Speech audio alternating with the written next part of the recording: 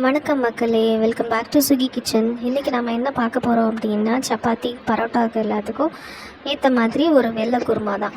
வாங்க அதை எப்படி செய்யலான்னு பார்க்கலாம். அதுக்கு என்னென்ன தேவைன்னா, முந்திரி, தேங்காய், சின்ன வெங்காயம், கசகசா, பட்டை, கிராம்பு, அப்புறமா ஜீரகம், மிளகு. ஒரு மிக்ஸி ஜார் எடுத்துக்கோங்க. அதில் 2 பச்சை மிளகாய் கட் பண்ணி போட்டுக்கோங்க. உங்களுக்கு காரம் எவ்வளோ வேணுமோ அதுக்கு தகுந்த மாதிரி போட்டுக்கோங்க. பச்சை மிளகாய் 2, சின்ன வெங்காயம் போட்டுக்கோங்க. அதோடைய முந்திரி, பட்டை, கிராம்பு, மிளகு, ஜீரகம் இது எல்லாத்தையும் ஒன்றா போட்டு அரைச்சிக்கோங்க. அந்த கசகசா ஆட் பண்ணிக்கோங்க. இதோட உங்களுக்கு பொட்டுக்கடலை இல்லை நிலக்கடலை தேவைன்னா, நம்ம ஒரு திக்கான ஒரு கன்சிஸ்டன்சி வரணுன்னா அதையும் ஆட் பண்ணிக்கோங்க. நான் வந்து நிலக்கடலை அதில் ஆட் பண்ணியிருக்கேன், ஆனால் காமிக்கலை. ஆனால் அதில் ஆட் பண்ணியிருக்கேன். அது டேஸ்ட்டும் கொஞ்சம் நல்லாயிருக்கும். பொட்டுக்கடலை விட நிலக்கடலை கொஞ்சம் டேஸ்ட் இருக்கும். இப்போ ஒரு குக்கர் வச்சுக்கோங்க. ஏன்னா இது நம்ம நார்மலாக நீங்கள் பாயில் பண்ணிங்கன்னா ஓகே, குக்கர் வச்சிங்கன்னா 2 விசிலில் வந்துட்டு உங்களுக்கு நல்லா வெந்து வந்துடும். இப்போ இந்த குக்கரில் ஒரு 3 ஸ்பூன் எண்ணெய் ஊற்றிக்கோங்க. அதில் சோம்பு போட்டு அதை ஃபஸ்ட்டு நல்லா பொரிஞ்சு வந்த உடனே ஒரு பெரிய வெங்காயம், ஒரு சின்ன ஒரு லெமன் சைஸில் இருக்க பெரிய வெங்காயம் இருக்கும் இல்லையா, அந்த மாதிரி வெங்காயத்தை எடுத்து அதை நல்லா பொடுசாக கட் பண்ணி போட்டுக்கோங்க. அது போட்டு நல்லா அது வதங்கி வந்த உடனே ஒரு 1.5 ஸ்பூன் இஞ்சி பூண்டு பேஸ்ட் போட்டுக்கோங்க. அதையும் போட்டு நல்லா வதக்கி விட்டுக்கோங்க.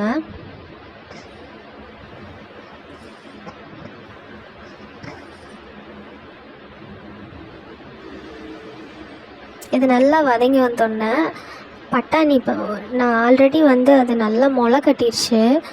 இந்த பட்டாணி வந்து உங்களுக்கு எவ்வளோ வேணுமோ அந்த அளவுக்கு போட்டுக்கோங்க. இப்போ நிறைய பேர் இருக்காங்க அப்படின்னா நீங்கள் அதுக்கு தகுந்த மாதிரி மெஷர் பண்ணி போட்டுக்கோங்க. இது நல்லா வதங்கி வந்தோடனே நம்ம அரைச்சி வச்ச மசாலா இருக்குது இல்லையா, அதையும் அதோட மிக்ஸ் பண்ணி உங்களுக்கு எவ்வளோ தண்ணி தேவையோ அதை ஊற்றிட்டு உப்பு போட்டு இது ஒரு 2 விசில் வர வரைக்கும் மூடி வச்சுருங்க.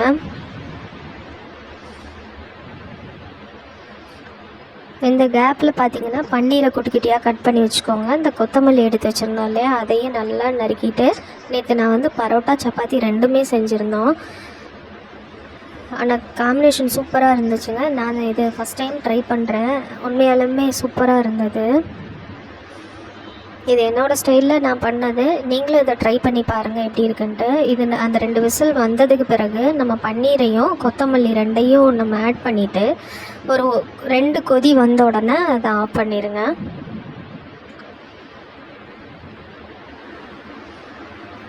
கடைசியாக இறக்குறதுக்கு முன்னாடி கொஞ்சோண்டு பட்டரை ஆட் பண்ணிக்கோங்க.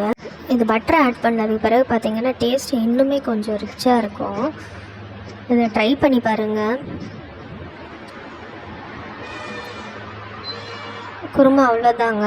நீங்கள் அதை இறக்கிட்டு நீங்கள் சப்பாத்தி இல்லை வந்து பரோட்டா கூட சேர்த்து சாப்பிட்டு பாருங்கள். டேஸ்ட் அல்டிமேட்டாக இருக்குங்க. ட்ரை பண்ணி பார்த்துட்டு கமெண்ட் பண்ணுங்கள் எப்படி இருக்குதுன்னு சொல்லிட்டு.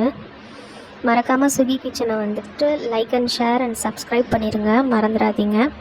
உங்கள் ஃப்ரெண்ட்ஸ் அண்ட் ஃபேமிலிக்கு இதை ஷேர் பண்ணுங்கள். தேங்க்யூ மக்களே.